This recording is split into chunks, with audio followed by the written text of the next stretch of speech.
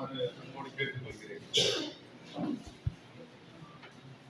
தாமரசந்தர் பெருமையமாக இந்த நன்னாளில் பாரதிய ஜனதா கட்சியினுடைய மாநில செயலாளராக 2வது முறையாக பதவியேற்கும் அஸ்வத்தாமன்ஜி அவர்களுக்கும் இந்த நிகழ்வினை அருமையாக சிறப்பாக ஏற்பாடு செய்த தலைமையில் நடத்தி கொடுக்கும் மாவட்ட தலைவர்கள் மற்றும் மாவட்டத்தினுடைய குறித்த மிகப்பெரிய நாயகன் நம்முடைய அஞ்சானெஞ்சன், நம்முடைய உயிர் மூச்சு, என் இதயம் என்று நான் கூறுவேன். ஏனென்று சொன்னால் என்னை இந்த உலகத்தையே அறிமுகப்படுத்திய ஒரு மாபெரும் வீரர் எனது ஆரோக்கிய அண்ணன் அஸ்வத்தாமன் அவர்களை வணங்கி, அண்ணன் மாவட்ட தலைவர் பாலசுந்தரம் அவர்களை வணங்கி, என்னுடைய அன்பு துணராகிய நீங்கள் உங்களை எல்லோரையும் வணங்கி, 2வது முறையாக நமது இதயத்தை தேசிய அளவில் நாம் எதிர்பார்த்திருந்தோம், காத்திருந்தோம். ஆனாலும் ஏதோ ஒரு சில காரணங்களால் மீண்டும் மாநில செயலாளராக நியமித்து அழகு பார்த்த வாழும் தெய்வம் பாரத பிரதமர் மகா நரேந்திர மோடி அவர்களுக்கும், தேசிய தலைவர் மாண்புமிகு நட்டாஜி அவர்களுக்கும், உள்துறை அமைச்சர் மாண்புமிகு அமித்ஷாஜி அவர்களுக்கும், நமது மாநில தலைவர் மாண்புமிகு நயனார் நாகேந்திரன் அவர்களுக்கும் மற்றும் மாநில அமைப்பு செயலாளர் கேசவ விநாயகம்பி அவர்களுக்கும் என்னுடைய சிறந்தாந்த நெஞ்சார்ந்த நன்றியை தெரிவித்துக் கொள்கிறேன். அண்ணன் அவர்களுக்கு அவர் எங்கு சென்றாலும் என்னை பிரச்சார பேரணியாக தேர்ந்தெடுத்து வலம் வர செய்த என்னுடைய தெய்வத்தை கண்டிப்பாக ஒரு மிகப்பெரிய அரியறையில் அமர்த்தி பார்க்க நான் ஆசைப்படுகிறேன். அவர் எங்கு நின்றாலும் நான் ஓடோடி வந்து அவர்களுக்காக அவருடைய கரத்தை வலுசேர்க்க காத்திருக்கின்றேன். அன்பு சொந்தங்களே, நம்பினோர் கெடுவதில்லை, 4 முறை தீர்ப்பு. கண்டிப்பாக அண்ணனை யார் நம்பினாலும் அவர் கண்டிப்பாக கைவிட மாட்டார். எங்கிருந்தாலும் அடுத்த சட்டத்தை என்ன அப்படின்ற மாதிரி கேட்பார். அப்பேற்பட்ட உள்ள படைத்த ஒரு அற்புத மாமனிதர், ஒரு அரும்பெரும் புதல்வர், உளுந்தூர்பேட்டையின் கதாநாயகர் நமக்கு தவமாக கிடந்திருக்கிறார். அவர் எங்கு நின்றாலும் நாம் எல்லோரும் ஒன்றிணைந்து அண்ணனுடைய வெற்றி கனியை நாம் சுவைக்க காத்திருக்கிறோம். விரைவில் தேர்தல் வர நெருங்கி வருகிறது. இப்பொழுதே நாம் தயாராக வேண்டும். அண்ணன் எங்கு நின்றாலும் நாம் கண்டிப்பாக ஓடோடி வந்து நாம் எல்லோரும் ஒன்றிணைந்தால் மட்டுமே வெற்றி கனியை நாம் சுவைக்க முடியும். திருவண்ணாமலையிலே வந்து நான் நின்றார் அண்ணன், அப்பொழுதுதான் பார்க்கிறேன். அதான் நான் உங்களுக்கு சொந்தம் டாக்டர் ராஜா ஹரிகோவிந்தன் அப்படின்னு வாங்க டாக்டர் அப்படியே கையை அப்படி போட்டு என்னை அழைத்து பிடித்துக் கொண்டார். அப்பேற்பட்ட ஒரு அருள்பெரும் தெய்வம் நமது அண்ணார் அஸ்வத்தாமன்ஜி. ஏனென்று சொன்னால் உண்மையாகவே நம்ம அரசியல்ல ஒருவன் வளர்கிறான் என்றால் அவனை ஓரங்கட்ட நிறைய பேர் இருக்கிறார்கள். ஆனால் எல்லோரும் வளர வேண்டும் என்ற ஒரு ஆதங்கம், ஒரு அன்பின் துடிப்பு நமது அண்ணன் அஸ்வத்தாமன் அவர்களின் நமது அண்ணனை இந்த பெரிய அரியணையில் அமர்த்தி அழகு பார்ப்போம். வணக்கம், வணங்கி அவரை நன்றி சொல்லி வாழ்த்துகிறேன். அண்ணனை வணங்குகின்றேன். என்னுடைய நெஞ்சார்ந்த நன்றியை தெரிவித்துக் கொள்கிறேன். எல்லோருக்கும் அண்ணனை வாழ்த்துகின்றேன், வணங்குகின்றேன். நன்றி, வணக்கம். இப்ப அத்திப்பாக்கல ஒரு கிராமத்துல வந்து ஒரு பிரச்சனை நடந்திருக்கு. முன்னாள் ஊராட்சி மன்ற தலைவரை இது பண்ணிட்டாங்க. அந்த கட்சியை சேர்ந்தவங்களே போய் பார்க்கல போய். ஆனா அண்ணன் போய் அந்த இடத்துல அவங்க ஆறுதல் சொல்லி அந்த பிரச்சனைக்கு மிக்க மகிழ்ச்சியா இருக்கு. அதனால இதுக்கு பிஜேபி தொண்டர்கள் எல்லாமே உற்சாகப்படுறாங்க. அந்த கட்சியை சேர்ந்தவங்களே எங்க கிராமத்தை சேர்ந்த முன்னாள் ஊராட்சி மன்ற தலைவர் சொல்லி பெருமைப்படுறாங்க. எங்க ஆளுங்களே போய் பார்க்கல, உங்க ஆள் போய் பார்த்து அண்ணா வந்தது எனக்கு தெரியல. ஆனா அண்ணா போய் பார்த்துருக்காரு. மிக சிறந்த உங்களுடைய பலத்த கைத்தட்டலோடு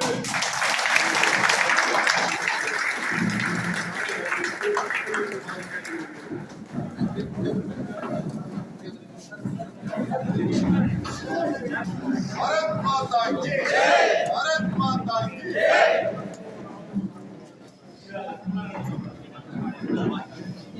நமது மாவட்ட பொதுச் செயலாளர் KR முருகன் அவர்கள் இறுதியாக ரத்ன சுகுமா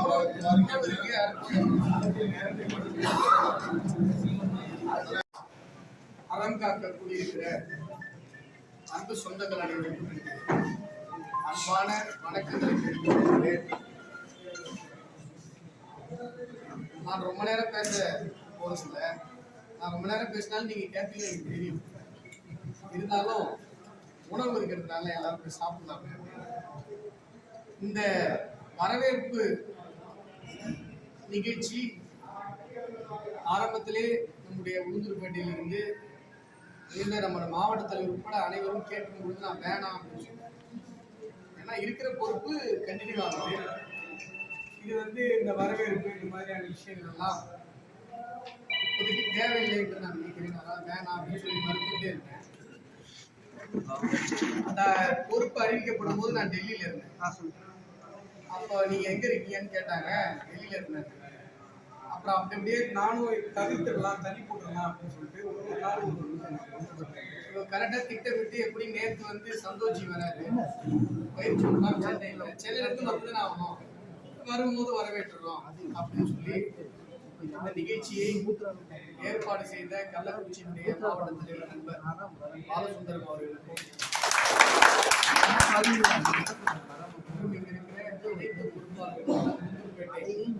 சவுந்தர் அவர்களுக்கும் நகர தலைவர் கோகுல் அவர்களுக்கும் நன்றிகளையும் வாழ்த்துக்களையும் எனக்கு என்ன ஒரு யோசனை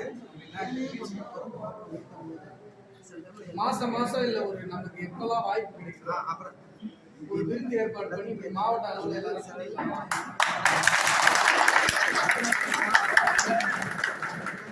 காலையிலோ ஒரு மீட்டிங்கோ அந்த மாதிரி எதுவும் இல்லாம வெறும் விருந்து, ஜஸ்ட் ஒரு குடும்பத்துல ஒன்றாக கூடுவதற்கு ஒரு வாய்ப்பு. அப்படி கூட்டிட்டு அதுல என்னன்னா நம்முடைய கட்சியில ஒரு சின்ன ஒரு இன்னும் டெவலப் ஆக வேண்டிய ஒரு விஷயம். மாவட்ட தலைவர் அருமையா ஒரு காரியம் பண்ணாரு. எல்லாரையும் பேச வச்சாரு. ஒரு வரி பேசினாலும், ஒரு வார்த்தை பேசினாலும், ஒரு நிமிஷம் பேசினாலும் வந்து பேசுங்க அப்படின்னு. நான் இந்த முன்னாடிலாம் நம்ம கட்சியில ஆர்ப்பாட்டங்கள்லாம் இப்ப பர்மிஷனே கொடுத்துருக்காங்க. பிஜேபிக்கார ஏதாவது பர்மிஷன் கேட்டாங்கன்னா என்ன சத்தங்க?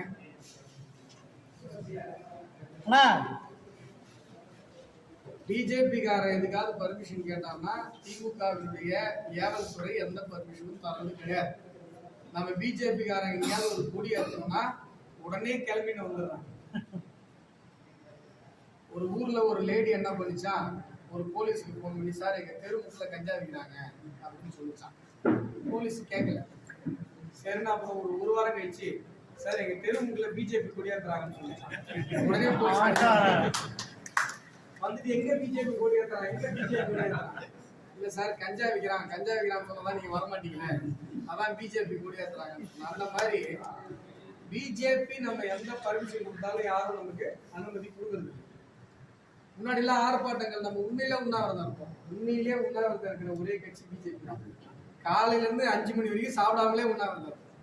நான் உண்ணாவிரதங்களுக்கு நான் தலைமை தாக்க போகும்போது எனக்கு ஒரு பழக்கம், இதுவரை மேடையில் பேசாதவர்கள் வந்து பேசுங்க அப்படின்னு. என்கிட்ட லிஸ்ட் கொடு, இளைஞர் அணி, மகளிர் அணி, இல்லை நேற்று புதுசாக கட்சி வந்தவங்க என்கிட்ட யாரெல்லாம் பேச விரும்புறீங்களோ என்கிட்ட லிஸ்ட் கொடுங்க. நான் மாவட்டத்தில் கொடுத்து எல்லாரையும் மேடை ஏற்றி பேசுவேன். ஏன்னா 5 மணி வரைக்கும் அந்த நேரம் அது ஒரு பேச்சு பயிற்சி பட்டறை மாதிரி. அது மாதிரி இப்ப நம்முடைய மாவட்டத்தை பொறுத்தவரை நிறைய பேச்சாளர்கள் இருக்கீங்க. நான் பார்த்த வரைக்கும் அதற்கான வாய்ப்புகள் நமக்கு கிடைக்காமல் இருந்து கொண்டிருக்கிறது என்பது என்னுடைய புரிதல். பேச்சுங்கிறது ஒன்றும் பெரிய கம்ப சுத்தம் இல்லை. இப்ப நம்ம KR முருகன் அப்படியே பாட்டெல்லாம் பாடி அவரே மெய்ஸ் இருக்கிறார். இந்த சாமி இறங்கும் பாருங்க, அந்த மாதிரி பாடிட்டே இருக்காரு. அப்படி நமக்கும் அப்படி ஆயிடுச்சு. அது மாதிரி தமிழ் இலக்கியங்களை எடுத்தாண்டு பேசுவது கொஞ்சம் பயிற்சி வேணும். ஆனா மேடையில மனதோடு மனதாக நம்ம மக்கள் பிரச்சனைகளையும் அரசியலையும் பேசுவதற்கு பெரிய அளவுல பயிற்சி தேவை. நம்ம சிந்திக்கிற விஷயங்களை பதட்டம் இல்லாமல் பேசினாலேயே நல்ல ஒரு பேச்சாளராக நாம் மாறிவிட முடியும் என்பதை நீங்கள் மனதில் வைத்துக் கொள்ள வேண்டும். இந்த நேரத்தில் மாவட்ட தலைவர் உட்பட மாவட்ட பொதுச்செயலாளர் KR முருகன், மாவட்ட பொதுச்செயலாளர் மலையம்மா, மாவட்ட பொதுச்செயலாளர் T ரவி, மாவட்ட பொதுச்செயலாளர் மரியாதைக்குரிய மண்ணின் மைந்தர் கண்ணன் அவர்கள், மாவட்ட செயலாளர் முத்து, மாவட்ட செயலாளர் கோவிந்தசாமி, அறிவுமைந்தன், மலர்வுப்பேட்டை வெங்கடேசன், பெரியசாமி,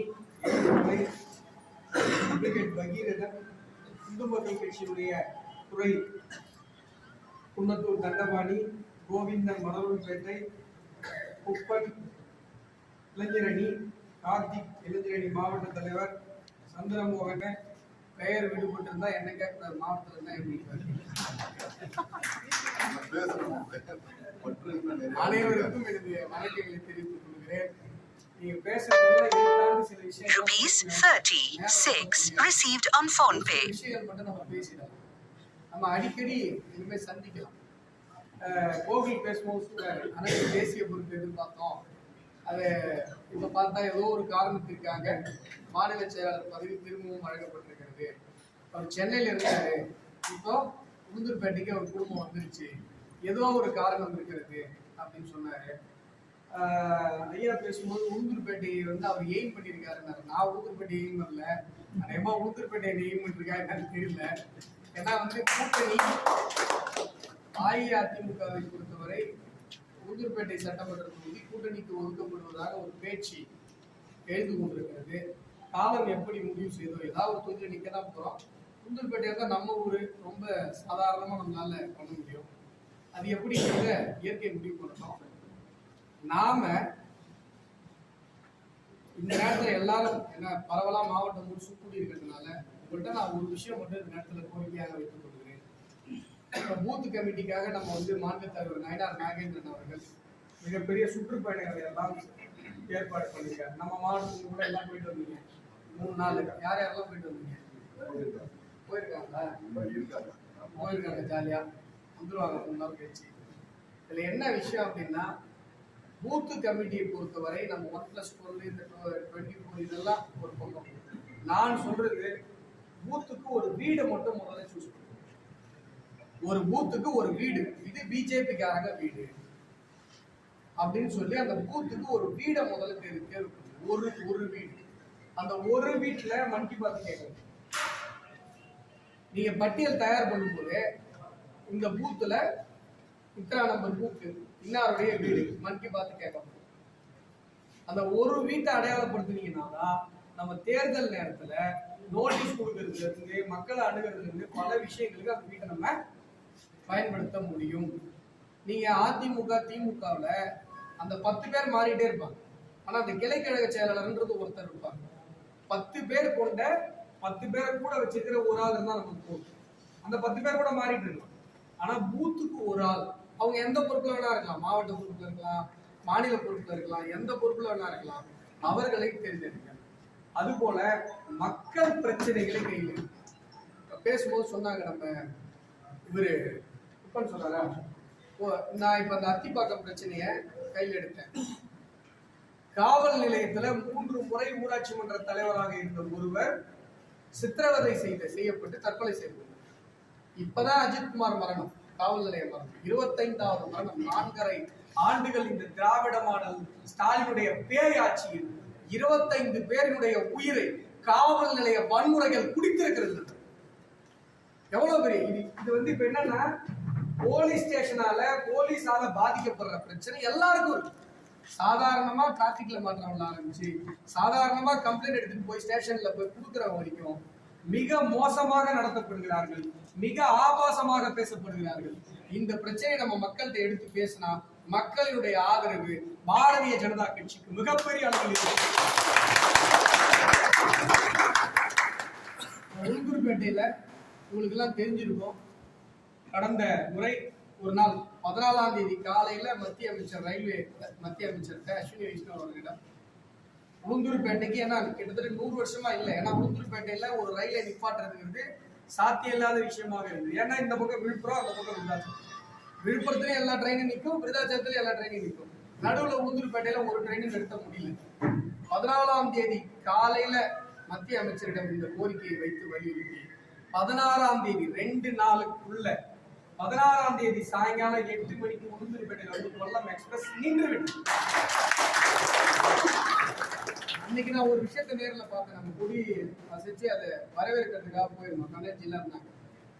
அந்த கொல்லம் எக்ஸ்பிரஸை நீங்க சொன்னா நம்ப மாட்டேங்கிறேன். அந்த கொல்லம் எக்ஸ்பிரஸை மக்கள் தொட்டு கண்ணில் ஒத்தி கொண்டு போயிருக்காங்க. இப்போ சமீபத்தில் 8 மணிக்கு நான் ஸ்டேஷன் பக்கம் போனேன். ஒரு முறை அந்த ட்ரெயின் இங்க நிற்கும் போது கிட்டத்தட்ட 10 நிமிஷம் 12 நிமிஷம் நிற்குது. 50ல இருந்து கிட்டத்தட்ட 80 பேர் அந்த ட்ரெயின்ல உளுந்தூர்பேட்டையில மட்டும் இறங்குறாங்க. அப்போ மக்களுக்கு தெரியும் நம்ம ட்ரெயினை நிப்பாட்டணும். உடனே கம்யூனிஸ்டுக்காரன் வந்துட்டான். நான் 14 வருஷத்துக்கு முன்னாடி உளுந்தூர்பேட்டைக்கு ஸ்டேஷனுக்கு ஒரு ஆர்ப்பாட்டம் பண்ணேன். அதுதான் இந்த ட்ரெயின் வந்து காரணம். திமுக காரன் வந்தான். நாங்க போய் மினிஸ்டர்கிட்ட பேசணும். நீ எப்படியா மினிஸ்டர்கிட்ட பேசுறேன்? இல்ல நாங்க பேசணும். நான் பேசிட்டு இருக்கும் போது என் ஒய்ஃப் வெயிட் போட்டாங்க. தமிழ்ல பேசிட்டு இப்படி நாம பண்ற விஷயத்துக்கு ஸ்டிக்கர் ஓட்டுறதுக்கு எல்லாம் ஓடி வந்துடுறாங்க. இப்போ இருவேல்பட்டுல அமைச்சர் பொன்முடி அவர்கள் வரும்பொழுது ஒரு சின்ன பிரச்சனை இல்லை, அவருடைய சட்டையில சேரு அவ்வளவுதான். அதற்காக அந்த இருவேல்பட்டு கிராமத்தையே சூறையாடியது தமிழகம். பெண்களை தொடக்கூடாத இடத்துல தொட்டு தரத்தரன்னு எடுத்துட்டு போச்சு. தேசிய மனித உரிமை ஆணையம் வரை அந்த விஷயத்தை நான் எடுத்து சென்று அந்த 2 ஊர்களை நாம் தத்தெடுத்தது போல குறிப்பிட்டு சொன்னாங்க. வீடு கட்டி கொடுத்துருக்கிறோம். நம்முடைய அஸ்வத்தாமன் அறக்கட்டளை சார்பாக 5000 குடும்பங்களுக்கு நம்ம இந்த 4 மாவட்டங்களில் ரிலீஃப் கொடுத்தோம். ஆனா ஒரு விஷயம் என்ன தெரியுங்களா? மக்கள் ஓட்டுக்கு காசு கொடுக்குறான், அது கொடுக்குறான், இது கொடுக்குறான். மக்கள் நாம உள்ளார்ந்த அன்போடு மக்களை அணுகினோம் என்று சொன்னால் கண்டிப்பாக மக்கள் நமக்கு ஆதரவை தருவதற்கு தயாராக இருக்கும்.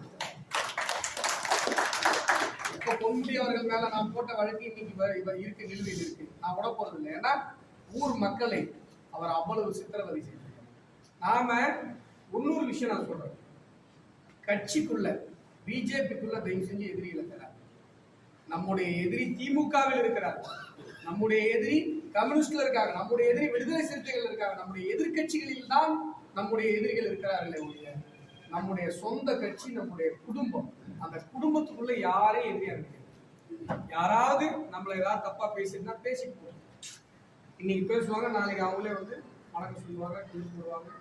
அரசியல்ல எதுவுமே நிரந்தரம் கிடையாது. ஆனா நம்முடைய பாரதிய ஜனதா கட்சியை பொறுத்தவரை அன்பு நிரந்தரம் என்பதை நீங்க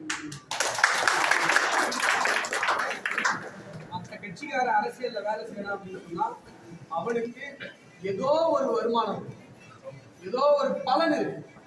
எந்த பலனும் இல்லாம தன்னுடைய பாக்கெட்ல இருந்து கொடுத்து, நம்முடைய வேலையை கொடுத்து, நம்முடைய ரத்தத்தை கொடுத்து, நம்முடைய உழைப்பை கொடுத்து உழைக்கிற ஒரு கட்சிக்காரன் இருக்கா தமிழகத்துல சொன்னா அது பாரதிய ஜனதா கட்சி மட்டும்தான். இந்த நேரத்தில் இந்து மக்கள் கட்சியிலிருந்தும் இந்து மகா சபாவிலிருந்தும் வந்திருக்கிற பொறுப்பாளர்களுக்கு நான் நன்றி சொல்ல கடமைப்பட்டிருக்கிறேன். அவர் பேசும்போது இந்து மக்கள் கட்சி சொன்னாரு, நீங்க எந்த தொகுதியில் நின்றாலும் இந்து மக்கள் கட்சி துணை நிற்கும். நான் திருவண்ணாமலையில் நிற்கும் பொழுது இந்து மக்கள் கட்சி அனைத்து இடங்களுக்கும் வந்து எனக்காக பிரச்சாரம்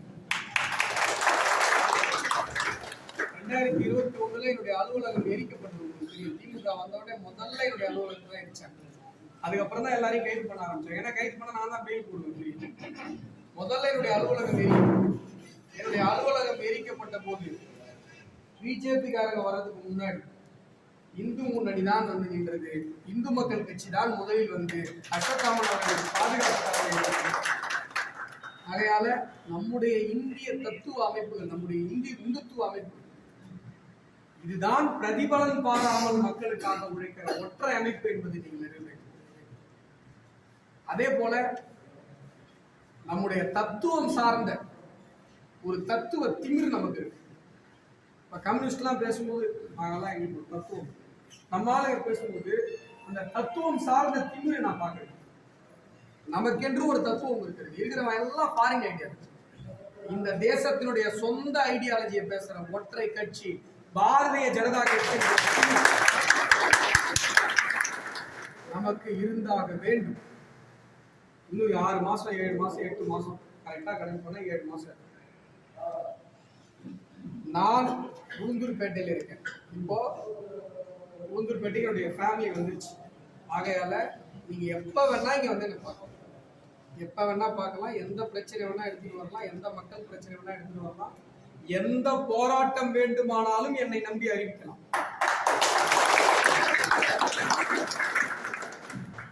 கர்நாடகத்துல வெல்லிங்டன் ஏரியில இருந்து தண்ணி வரணும், ஒரு 3000 ஏக்கர் பாசனம்,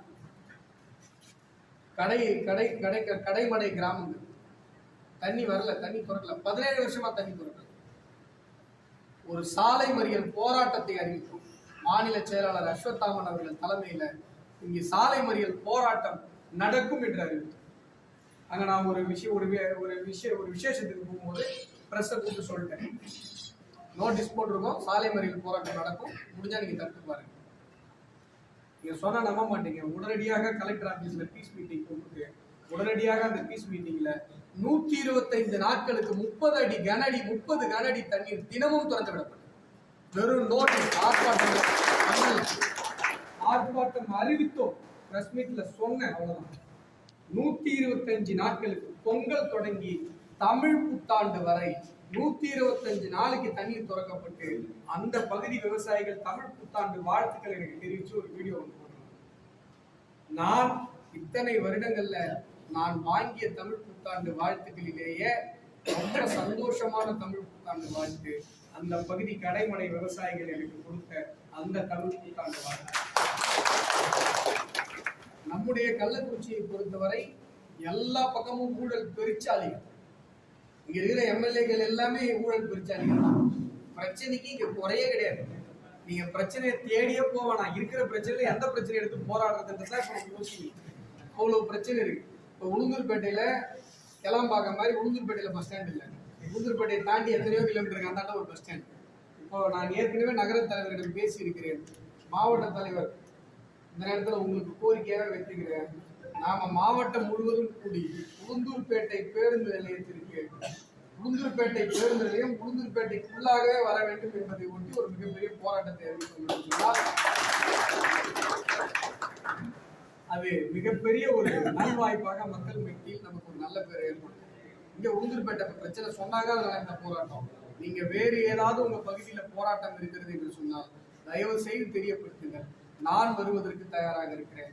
எப்ப வேணா வரேன். உங்களுக்கு நல்லா தெரியும், மஞ்சள் தண்ணி காது ஊற்றி எதுனாலும் டேட் இருந்தா வந்துடும், எதையும் பார்க்க மாட்டேன். ஆகையால என்னை பயன்படுத்தி கொள்ளுங்கள். நான் சொன்ன இந்த 2 விஷயத்த மட்டும் ஞாபகம் வச்சுக்கோங்க. பூத்துக்கு ஒரு வீடு தயவு செஞ்சு சூஸ் பண்ணுங்க. பிஜேபிக்கார வீடுன்னு பிஜேபி கொடி பறக்கிற ஒரு வீடு. அது போல கட்சிக்குள்ள எதிரியை தேடாதீங்க. நம்முடைய எதிரி கட்சி. நன்றி, வணக்கம்.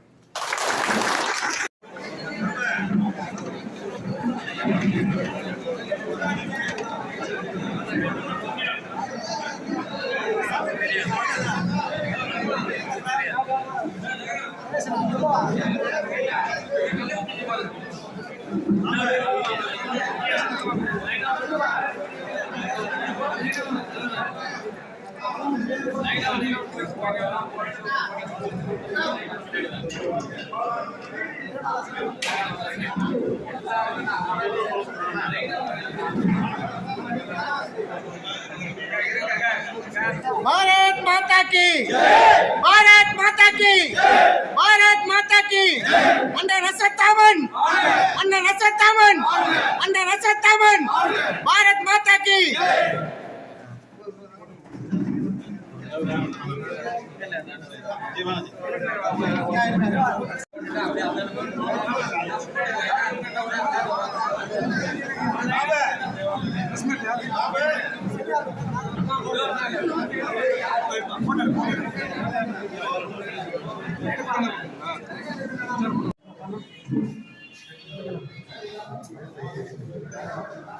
திராவிட மாடல் ஆட்சி அமைந்ததிலிருந்து எந்த ஊர்ல எங்க பஸ் ஸ்டாண்டு கட்டினாலும் அந்த பஸ் ஸ்டாண்டை அந்த ஊர்ல கட்டக்கூடாதுன்னு ஒரு கொள்கை வச்சிருக்காங்க.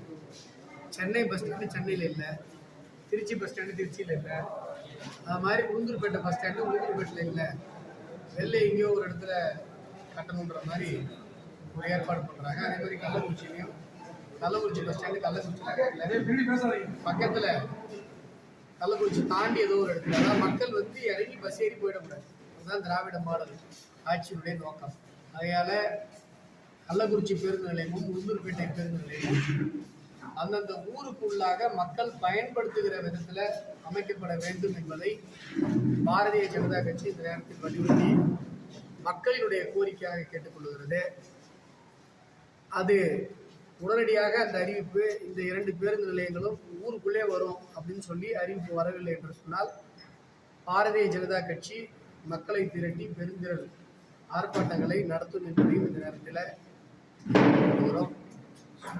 நம்முடைய திருநாவலூர் பக்கத்தில் அத்திப்பாக்கம் கிராமத்தில் 3 முறை ஊராட்சி மன்ற தலைவராக இருந்த நைனா என்பவர் சொத்து பிரச்சனை நிலத்தகராறுல போலீஸ் தலையிடவே கூடாது, இருந்தாலும் போலீஸ் கட்ட பஞ்சாயத்து பண்ணி அவரை போலீஸ் ஸ்டேஷன்ல வச்சு சித்திரவதை செய்து அவமானப்படுத்தி கொடுமைப்படுத்தி மன உளைச்சலை உண்டாக்கி அவர் வீட்டை எழுதி வாங்கி பேப்பர்ல அந்த வாழ்ந்து கொண்டிருக்கிற வீட்டை எழுதி தரணி எழுதி வாங்கி மிரட்டி இப்படியெல்லாம் கொடுமை பண்ணி அவர் தற்கொலை செய்து கொண்டார். 4-5 நாள் ஆகுது, இன்னும் கூட குற்றவாளிகள் கைது செய்யப்படவில்லை. அவரை கொடுமைப்படுத்தி அவரை தற்கொலை செய்ய தூண்டிய இன்ஸ்பெக்டர் இளையராஜா அவர்கள் மீது எந்த விதமான நடவடிக்கையும் எடுக்கப்படவில்லை. வழக்கு பதிந்ததோடு காவல்துறை நிறுத்திவிட்டது, யாரையும் கைது செய்யவில்லை. ஆகையால அவரை உடனடியாக இன்ஸ்பெக்டர் இளையராஜா உட்பட அனைத்து குற்றவாளிகளையும் கைது செய்ய வேண்டும் என்பதை இந்த நேரத்தில் நான் வலியுறுத்தி பாரதிய ஜனதா கட்சியின் சார்பாக கேட்டுக்கொள்கிறேன்.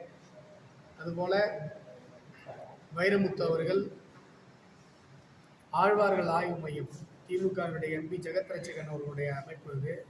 அந்த அமைப்பு வைரமுத்து அவர்களுக்கு கம்பன் விருது வழங்க வேண்டும் என்று அறிவித்த போதே நாம் எதிர்ப்பு தெரிவித்திருந்தோம். கவி சக்கரவர்த்தி கம்பர் விருதை வாங்குவதற்கு வைரமுத்துவிற்கு எந்த தகுதியும் இல்லை, கழிசடைக்கு கம்பன் விருதா என்று நான் அப்பொழுதே அறிக்கை கொடுத்திருந்தேன். இன்றைக்கு வைரமுத்து தன்னுடைய புத்தியை காட்டிவிட்டார். சார், கம்பனை கொண்டாடுற விழாவில் கம்பன் கொண்டாடிய ராமனை கொச்சைப்படுத்தி அவதூறு பேசி வன்மத்தை உமிழ்ந்து கம்பரை பாராட்டி பேசுகிறேன் என்று சொன்னால் இது எவ்வளவு பெரிய காய்மத்தனம் என்பதை நீங்கள் முடிவு செய்ய வேண்டும். திகைத்தல் என்கிற வார்த்தைக்கு உலகத்துல அறிவு இருக்கிற யாரும் அப்படி ஒரு அர்த்தம் சொல்ல மாட்டாங்க. திகைத்தல் அப்படின்னு சொன்னா புத்தி சுவாதீனம் இல்லாமல் போவது என்ற ஒரு கேவலமான விளக்கத்தை வைரமுத்து கொடுத்திருக்கிறார். அதான் நான் என்னுடைய அறிக்கையில கேட்டேன், இவரையெல்லாம் கவிப்பேரரசு என்று சிலர் சொல்லுவதுதான் திகைப்பு. திகைத்தனை போலும் செய்கை என்கிற கம்பனுடைய பாடலை மேற்கொண்டு காட்டி வைரமுத்து பேசிய அவதூறு ஆபாச பேச்சு, அவதூறு வன்ம பேச்சுக்கு வைரமுத்து மன்னிப்பு கேட்க வேண்டும். சோழ பேரரசர்கள் தங்களுடைய முன்னோர்களாக மகாவிஷ்ணு, ராமர், மனு முதலியோரை தங்களுடைய சோழர்கால செப்பேடுகளில் குறிப்பிடுகிறார்கள். அந்த வகையில் தமிழ் சமூகத்திடம் வைரமுத்து மன்னிப்பு கேட்க வேண்டும். இவர் கவி பேரரசெல்லாம் ஒன்றும் கிடையாது. கவியரசு கண்ணதாசன், இந்த கதை தெரியுங்களா? கவியரசு கண்ணதாசன். கண்ணதாசனை கருணாநிதிக்கு புரியாது. ஏன்னா கருணாநிதி அவர்கள் பண்ண எல்லா சேட்டையும் வனவாசம் சொல்லி கண்ணதாசன் புக்கை வச்சிருக்காரு. கண்ணதாசனுடைய பெயரை மழுங்கடிக்க வேண்டும். அவர் கவி அரசு. உடனே கருணாநிதி என்ன பண்ணிட்டாருன்னா வைரமுத்துவை கூப்பிட்டு கவி பேரரசு அப்படின்னு சொல்லி ஒரு பட்டத்தை கொடுத்துட்டார். கவி பேரரசு என்று சொன்னால் கவி சக்கரவர்த்தி தான் கவி பேரரசு, கம்பன் தான் கவி சக்கரவர்த்தியை ஒழிய. ஆகையால வைரமுத்துவை சில திமுககாரங்க கவி பேரரசுன்னு சொல்வது ஏற்றுக்கொள்ள முடியாது. கண்ணதாசன் மேல இருக்கிற வன்மத்திலும் வஞ்சத்திலும் கருணாநிதி அந்த பெயரை வைரமுத்துவிற்கு கொடுத்தாரே ஒழிய அந்த பெயருக்கு கொஞ்சமும் தகுதி இல்லாத ஒரு மனிதர் வைரமுத்து. சார், தொடர்ந்து சென்னையில் பணியாளர்கள் தொடர்ந்து போராட்டம் பண்ணியிருக்காங்க. திமுக அரசு அதுக்கு எதுவுமே ஒரு நடவடிக்கை எடுக்கல. அதை பற்றி எப்படி சார் இருக்கீங்க? கடந்த 2000 ஆட்சியில் வந்திருந்தோம், அவங்களுக்கு என்ன செய்வீங்க? தொடர்ந்து 11வது நாள் இன்றைக்கு 2-3 நாளாக சென்னையில் மழை வேற பெய்து கொண்டிருக்கிறது. துப்புரவு பணியாளர்கள், பெண்கள், ஆண்கள், குழந்தைகள் உட்பட பலரும் குடும்பத்தோடலாம் உட்காந்துருக்காங்க. பார்க்கறதுக்கே நமக்கு மனசு மிகப்பெரிய பாரமாக இருக்குது. வெளியில் தெரியாத ஒரு விஷயம் இல்லை. மெயின் ரோட்டில் சென்ட்ரல் ஸ்டேஷன் பக்கத்தில் ரிப்பன் பில்டிங் வாசலில் எல்லா மக்கள் முன்னிலையிலுமே கூட அவர்கள் அந்த சாமியான பந்தல் மாதிரி போட்டு ஒரு ஒண்டி இடத்துல போய் உட்கார்ந்து போராடி கொண்டிருப்பதை பார்க்கும்போது மனது வலிக்கிறது. திமுக திராவிட மாடல் அரசு ஸ்டாலின் அவர்கள் கொடுத்த வாக்குறுதி துப்புரவு பணியாளர்களுக்கு நாங்கள் பணி நிரந்தரம் கொடுக்கிறோம் என்று. ஆனால் இன்னைக்கு பணி நிரந்தரம் என்பதையெல்லாம் மறந்துவிட்டு மொத்தமாக பிரைவேட்டுக்கு கொண்டு போய் கான்ட்ராக்டில் கொடுக்குறாங்க. கான்ட்ராக்டில் அவங்க இப்போ வாங்கிட்டு இருந்த சம்பளத்தை விட பாதி சம்பளம் தான் அவங்க கைக்கு கிடைக்கும் என்று சொல்லும்போது இத்தனை நாட்களாக குடும்பத்தை அந்த காசை வச்சு குடும்பத்தை நடத்திட்டு இருந்த அந்த துப்புரவு பணியாளர்கள் எங்கே போவாங்க? அவங்களுக்கு கிடைக்கிறதே சொற்ப சம்பளம். அதையும் பிடிங்கிக்கிட்டு இன்னைக்கு முதலமைச்சர் ஸ்டாலின் அவர்களும் இந்த விஷயத்தில் சேகர் பாபு அவர்களும் மேயர் பிரியா அவர்களும் நயவஞ்சக நாடகம் ஆடிக்கொண்டிருக்கிறார். சேகர் பாபு அவர்கள் அந்த துறையினுடைய அமைச்சரே கிடையாது, அவர் அறநிலையத்துறை அமைச்சர்.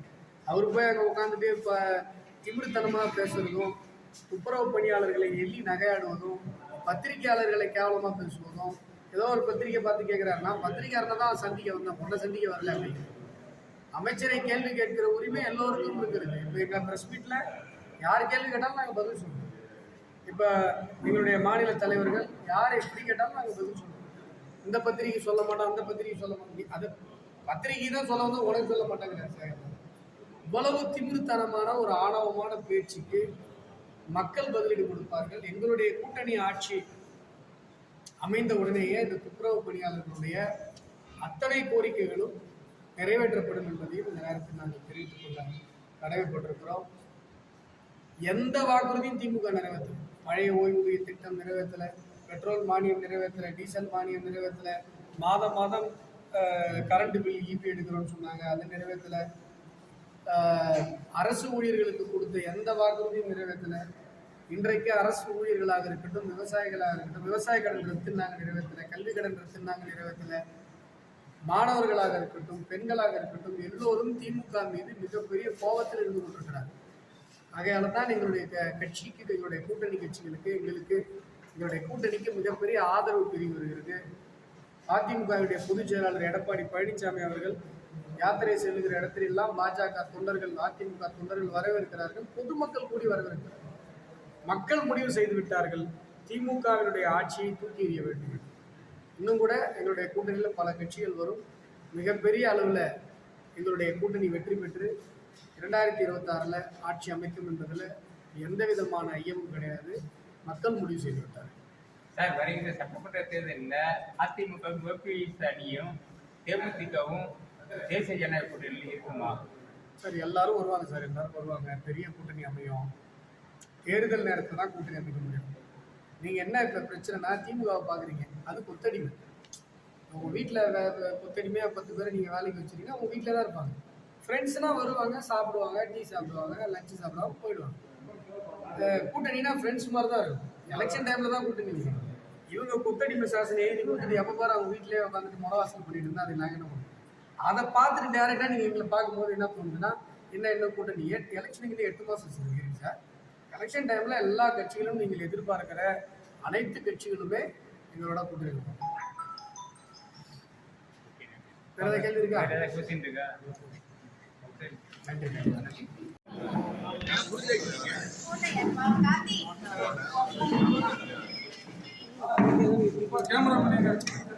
நானா கேமரா ஓகே.